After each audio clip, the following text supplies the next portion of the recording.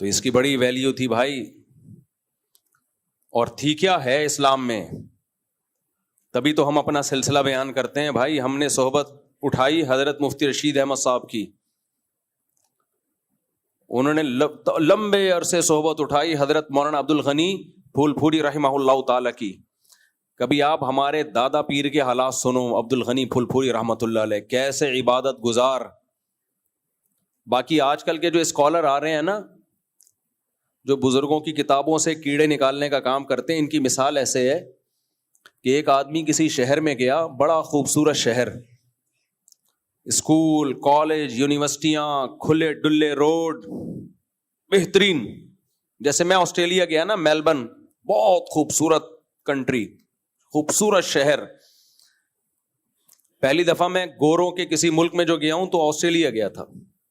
میں اترا تو ایک ہفتے تک رفیع بھائی کا بھی تجربہ ہے, آدمی حیران رہتا ہے, خاص طور پہ کراچی سے اڑ کے اگر جائے, گٹر ہی نظر نہیں آ رہے. میں نے کہا پتہ نہیں ڈھکن کہاں ان کے, سب ایک دم اوکے کی رپورٹ نا, صاف ستھرا, نیٹ کلین, گرینری زبردست. ایک واش روم مجھے گندا نظر آیا, وہ پبلک ٹوائلٹ تھا, کہیں جنگل ونگل میں, کہیں راستے میں. وہ نہیں صفائی ہو سکتی بھائی, پبلک ٹوائلٹ ہوگا, وہ بھی اتنا گندا نہیں جتنا, یعنی میں کیا مثال دوں. اب میں جب آسٹریلیا کے سفر سے آؤں تو میں کہوں بہت گندا. ہم نے تو میلبرن کی بڑی تعریف سنی تھی, بہت صاف ستھرا, اور میں آ کے ہر بیان میں لتڑتا رہوں انگریزوں کے واش روم بہت گندے ہوتے ہیں. بے بھائی آسٹریلیا میں ہم نے دیکھا, میں ویڈیو بنا کے لایا, یہ میرے پاس ثبوت ہے, یہ دن ہے, یہ ٹائم ہے, یہ واش روم دیکھو گندا, یہ گندا گندا. تو کوئی انگریز سنے گا, بولے گا تیرا دماغ ہی گندا ہے. صحیح ہے نا, ہمارا ملک گندا, بولو کہے گا کہ نہیں کہے گا. کمبخت تو اتنے دنوں میں اتنے تو نے صاف ستھرے ٹوائلٹ دیکھے, اتنی صاف ستھری سڑکیں دیکھی, اتنی گرینری دیکھی, کہیں تجھے پیک گٹکے کی نشان نظر کبھی نہیں دیکھا میں نے. انگریز نے گٹکا کھایا ہوا ایسے پیکاؤ اور دیوار پہ جا کے لگاؤ, یا کسی کی پینٹ پہ جا کے بس سے. یہاں تو ہوتا ہے چلتے ہوئے آپ جا رہے ہو, ادھر سے پچکاری آئے گی, آپ کی پتلون ہوا ہے, میں نے اپنی آنکھوں سے دیکھا ہے. بندہ جا رہا ہے اندر سے اس نے پیک تھوکی, وہ ایک آدمی صبح آفس جا رہا ہے تیار ہونے کے لیے, میرے بھائی کے ساتھ ایسا ہوا, ساری پینٹ کی ایسی کی تیسی. اب میں آ کے وہ نا آسٹریلیا میں, اور ویڈیو بھی بنائی ہوئی ہے کہ یہ دیکھو کہتے ہیں ہم صاف ستھرے, اور یہ دیکھو کتنا گندا واش روم, یہ دیکھو. تو یہ ظلم ہوگا کہ نہیں ہوگا؟ اگلا کہے گا بھائی ہمارا ملک گندا نہیں ہے, تیرے دماغ میں گوبر بھرا ہوا ہے. ایسے ہی میرے بھائی ہمارے بزرگ بہت نیک تھے, بہت پیارے تھے. مولانا زکریا رحمۃ اللہ علیہ, میرے والد نے ان کی صحبت اٹھائی ہے. میرے والد صاحب بتایا کرتے تھے کہ کتنے پیارے تھے, ان کا تقویٰ, ان کی تہجد, ان کا اللہ کے سامنے رونا دھونا, ان کی تسبیحات, ان کے گھر کی عبادتیں دیکھ لو, ان کی مستورات جو عبادتیں کرتی تھیں. اور میرے دادا, میرے جو اپنے پیر حضرت مفتی رشید احمد صاحب رحمہ اللہ تعالی, میں ویسا نہیں ہوں, میں صحبت ہی ہے میرے پاس اور کچھ بھی نہیں ہے.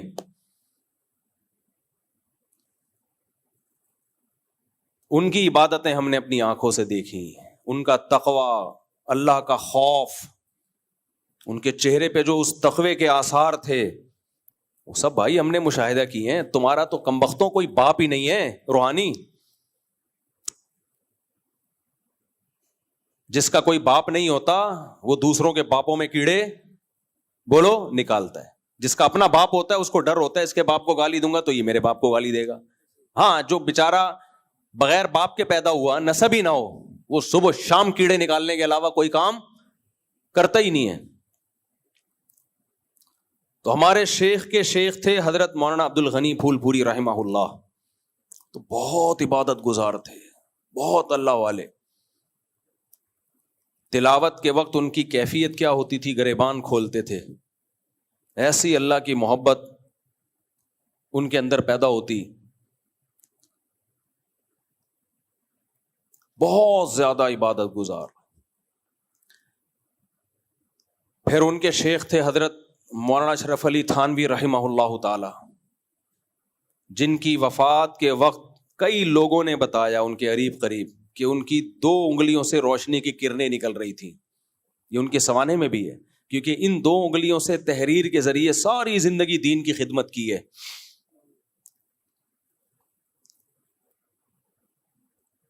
سینکڑوں تصانیف ہیں ان کی جن سے امت میں نے فائدہ اٹھایا.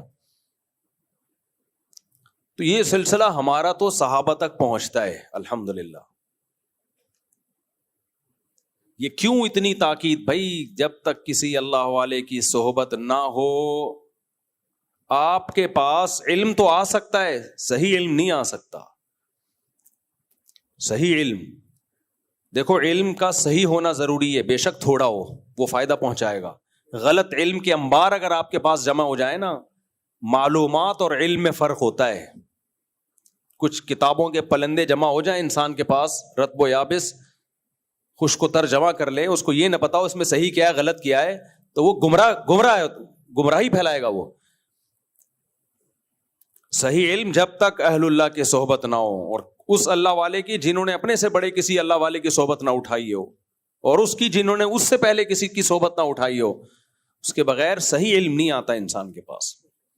معلومات کا وہ ایک، جیسے قرآن نے مثال دی ہے کمثل الحمار یحمل اسفارا، گدھے پر بھی کتابیں لا دی جا سکتی ہیں. تو اللہ نے قرآن میں کہا ہے کہ جو صحیح علم نہیں ہے، عمل نہیں ہے، ایسے ہے جیسے گدھے پر آپ نے کتابیں لاد دی ہوں. تو ان کی معلومات سے کبھی متاثر نہیں ہونا چاہیے. پہلے لوگوں کے پاس علم تھوڑا تھا، صحیح علم ہوتا تھا. آج معلومات کے وہ گٹھریاں ہیں، معلومات کی گٹھریاں، علم نہیں ہے.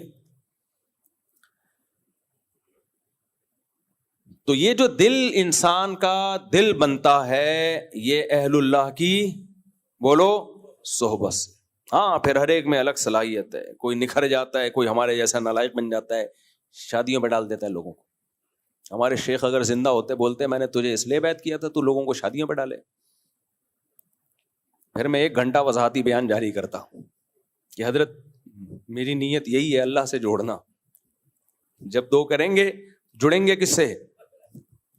ڈائریکٹ کس سے تعلق قائم ہوگا؟ اللہ سے. دنیا مسافر خانہ لگے گی آپ کو. سلوک کی 17ویں منزل پہلے دن ہی طے ہو جائے گی. خیر اس پہ بھی ایک الگ ٹاپک ہے، ابھی پھر میں بار بار آ جاتا ہوں. وہی ہے نا، تو نہیں سدھرے گا.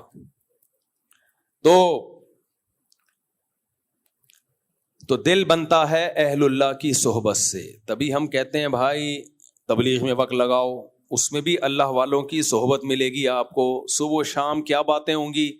اللہ سے ہوتا ہے بھائی، اللہ کے غیر سے نہیں ہوتا. اللہ پہ اعتماد آئے گا، اللہ پہ توکل آئے گا.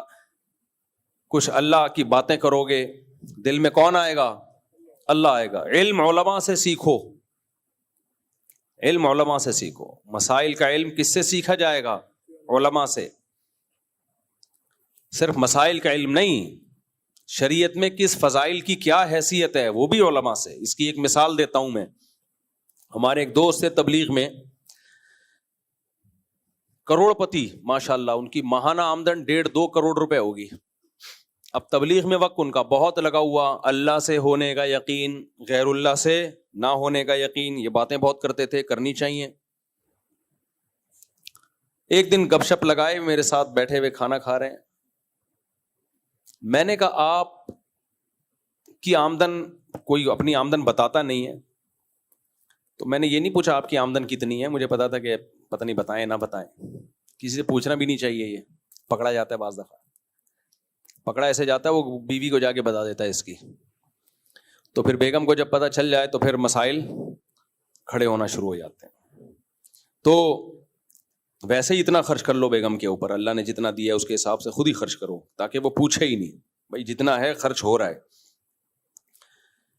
تو کہنے لگے میں اتنا کماتا ہوں. تو میں نے کہا آپ اس کو ڈبل بھی تو کر سکتے ہیں بڑے آرام سے، آپ کو تو محنت نہیں کرنی پڑے گی، آپ کا تو تجربہ اتنا ہے. ایسے جنرل اسٹور چند اور کھول لیں، ملازمین کو بٹھا دیں اس میں. کہنے لگے کیا ضرورت ہے؟ اب یہ ہے علم تو نہیں، یعنی اللہ کی محبت تو ہے. دنیا کو مسافر خانہ بھی سمجھتے ہیں، لیکن مسافر خانہ سمجھنے کا مطلب نہیں سمجھتے. وہ مطلب تو بھائی علماء بتائیں گے. مسافر خانہ سمجھنے کا مطلب کیا ہے؟ کہہ رہے میں اتنا کما رہا ہوں، میں کیوں 2-4 جنرل اسٹور اور کھول لوں تو میری آمدن ڈبل ہو جائے گی، تو کیا کرنا ہے میں نے؟ پھر کہنے لگے یہ دنیا تو مسافر خانہ ہے. مفتی صاحب آپ ہی کے بیان میں سنا ہے، تبلیغ میں بھی ہم کہتے ہیں اللہ سے ہوتا ہے، اللہ کے علاوہ نہیں ہوتا. تو اتنی کیا ضرورت ہے مجھے پیسہ ڈبل کروں میں؟ تو میں نے ان سے کہا کہ ضرورت تو اس کی بھی نہیں ہے جو آپ کما رہے ہو 1 کروڑ روپے، اس کی ضرورت ہے؟ میں نے کہا ہم تو نہیں کما رہے، ہمارے بارے میں اڑا دیا کسی نے، مفتی صاحب ہر مہینے یوٹیوب سے 1 کروڑ کماتے ہیں، اڑانے پر گورنمنٹ کی طرف سے کوئی پابندی نہیں ہے۔ تو میں نے کہا ہم تو نہیں کما رہے اتنا، تو آپ کو کیا ضرورت ہے؟ میں نے کہا 15,000 میں آپ کا اچھا گزارا ہو جائے گا، ویسے بھی وہ ذرا بھاری جسم کے تھے، میں نے کہا آپ کو تو ویسے بھی غربت میں آپ کی صحت زیادہ اچھی ہوگی، جتنے غریب رہو گے اتنی صحت آپ کی بولو زیادہ، آپ کو تو 1 وقت کھانا ملنا چاہیے، 2 وقت تو ہم جیسوں کے لیے ہے، آپ کے لیے کتنا ہے؟ 1 ٹائم کھانا، دوسرا ملے ہی نہیں، تاکہ آپ ہینڈسم اینڈ اسمارٹ بن جاؤ، دبلے ہو جاؤ، باریک ہو جاؤ آپ۔ میں نے کہا بھائی ضرورت تو اس کی بھی نہیں ہے جو آپ کما رہے ہو، بہت زیادہ ہے یہ، تو یہ بھی چھوڑ دو آپ پھر۔ میں نے کہا بھائی یہ جو آپ اتنا کما رہے ہو، یہ کیوں کما رہے ہو آپ؟ تاکہ خرچ کر سکو آپ۔ اللہ کو اوپر والا ہاتھ نیچے والے ہاتھ سے پسند ہے۔ مسلمان جتنا طاقتور ہوگا مالی لحاظ سے، اسلام اتنا ہی طاقتور ہوگا۔ مسلمان کمزور ہوگا تو اسلام کمزور ہوگا۔ میں نے کہا بھائی اکنامکلی مسلمان کو مضبوط ہونے کی ضرورت ہے۔ ملک کے لوگ پاورفل ہوں گے تو ملک پاورفل ہوگا کہ نہیں ہوگا؟ پاکستان کو ترقی دینا چاہتے ہو تو قوم ترقی پہ آ جائے، یہ بھی تو ایک طریقہ ہے نا، خود بھی تو ہلو جلو کچھ کرو۔ میں نے کہا بھائی آپ اس نیت سے کماؤ، ہاں یہ نہیں کہ کمانے میں آپ صبح و شام ایک کر دو، نہ گھر کو ٹائم، نہ صحت کو ٹائم، نہ تبلیغ کو ٹائم، نہ دین کی دعوت کو وقت، یہ تو غلط ہے۔ لیکن اگر آپ آرام سے زیادہ ٹائم سرو کیے بغیر ڈبل کر سکتے ہو اس آمدن کو تو پھر آپ کرو، اس لیے کہ اس سے فائدہ کس کو ہوگا؟ ملک کو فائدہ ہوگا، دینی مدرسوں کو فائدہ ہوگا۔ شراب پینے والے کی آمدن ڈبل ہوتی ہے تو فائدہ شراب کی کمپنیوں کو ہوتا ہے کہ نہیں ہوتا؟ ڈبل بوتلیں پینا شروع کر دیں گے، کیا خیال ہے؟ دہشت گردوں کی آمدن بڑھتی ہے تو فائدہ دہشت گردی کو ہوتا ہے، فائدے سے میری مراد وہ دہشت گردی زیادہ ہو جاتی ہے۔ چوروں کے اسٹیبل ہونے سے چوری کو فائدہ ہوتا ہے، ظالم کے مضبوط ہونے سے ظلم بڑھتا ہے دنیا میں، تو نیک لوگوں کے پاس دولت آنے سے کیا فائدہ ہوتا ہے؟ نیکی دنیا میں پھیلتی ہے بھائی۔ ہمارے نبی صلی اللہ علیہ وسلم نے مدینہ میں خود بازار قائم کیا تاکہ تجارت یہودیوں کے ہاتھ سے نکل کے کس کے پاس آئے؟ صحابہ کے ہاتھ میں آئے تجارت۔ قرآن نے کہا کہ جب تم حج کرنے جاتے ہو تو تجارت پر کوئی پابندی نہیں ہے۔ صحابہ سمجھتے تھے کہ ہم حج کریں گے تو ہماری حج ضائع نہ ہو جائے اگر ہم تجارت کرنا شروع کر دیں۔ اللہ نے کہا کوئی پابندی نہیں ہے، کیونکہ اللہ کے علم میں تھا کہ پوری دنیا سے لوگ آئیں گے، یہاں مسلمانوں کو تجارت کا موقع ملے گا، پوری دنیا میں مسلمانوں کا بزنس بڑھے گا، اس سے اسلام کو طاقت ملے گی۔ لیکن مسلمانوں کی بیچاروں کی ایسی کی تیسی، حج ہم کرتے ہیں، پروڈکٹ ساری یہودیوں کی بکتی ہیں، اس لیے یہودی کبھی ہمارے حج سے پریشان نہیں ہوتا۔ میں نے وہاں پوچھا، میں نے کہا یہاں تو سب کچھ، حتیٰ کہ چکن بھی باہر غیر مسلم کنٹری سے آ رہی ہے۔ ابے چکن تو خالصتاً مسلمانوں کا کام ہے، ہم کیسے اعتماد کریں؟ تو پتا چلا کہ جی پہلے ایک پاکستانی کو دیا تھا انہوں نے یہ کام، اب پتہ نہیں خبر صحیح ہے غلط ہے، تو پاکستانی کو دیا تھا، اس نے 2-3 دفعہ تو صحیح مال بیچا، اس کے بعد اس نے کیا کر دی؟ ڈنڈی ماری۔ سعودی حکومت نے ہمیشہ کے لیے بین کر دیا، تمہاری ایسی کی تیسی۔ ایک واقعہ تو میں نے اپنی آنکھوں سے دیکھا ہے، کاپر جا رہا تھا یہاں سے، ایکسپورٹ ہو رہا تھا کاپر۔ ہمارے ایک دوست ہیں، ان کا کاپر کا بہت بڑا بزنس ہے، بھٹی کا، میں نے آپ کو دکھایا بھی تھا ایک دفعہ ولاگ میں، وہ کاپر کی نا بھٹی میں ڈال کے پگھلاتے ہیں، باہر بھیجتے ہیں اس کی پلیٹیں بنا کے۔ تو ان دنوں میں کاپر کو بین کر دیا۔ وجہ کیا ہے؟ ایک ہمارے ماشاءاللہ پاکستانی بھائی نے، تبھی تو میں کہتا ہوں کہ یہ ہم بلا وجہ زرداری کو برا بلا کہہ رہے ہوتے ہیں اور اپنے حکمرانوں کو، ہمارے پاس اگر حکومت آ گئی تو ہم فرعون سے 4 ہاتھ بولو آگے نکلیں گے۔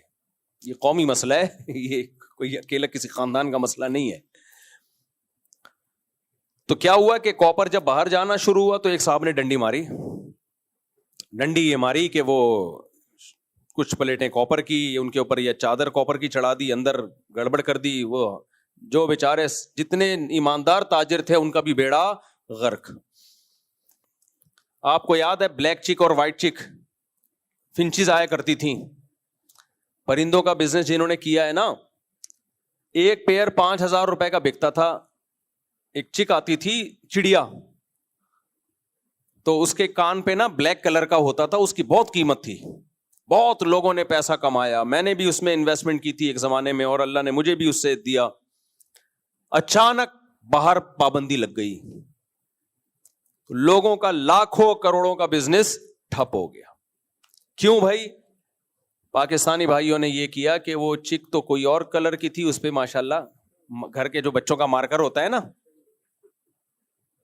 جو اسکول میں تو آج کل کسی کام آ نہیں رہا, تو پاکستانیوں نے سوچا کہ یار یہ یہاں کالا نشان اس سے لگا دو, ان کا بس نہیں چل رہا, اونٹ پہ زیبرے کا کلر کر کے, ژرافے کا کلر کر کے ژرافہ بنا کے بیچ دیں. رشتوں میں تو ہو رہا ہی ہے, بلیک دلہن ہوتی ہے وائٹ کلر کر کے پہنا دیتے ہیں. چند دن پہلے ہمارے کسی جاننے والے کی شادی ہوئی, مجھے بڑے فخر سے بتا رہے ہیں, میں نے دلہن نہیں دیکھی, اب تک نہیں دیکھی, میں نکاح پڑھا رہا ہوں, میں نے دلہن نہیں دیکھی.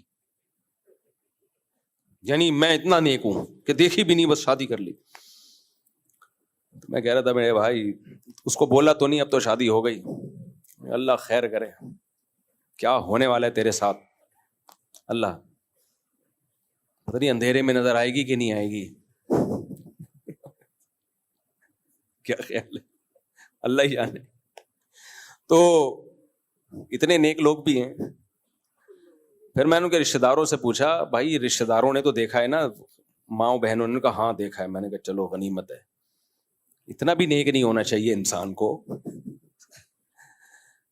تو خیر بہنوں ماؤں نے دیکھ لیا پھر بھی ٹھیک ہے, غنیمت ہے.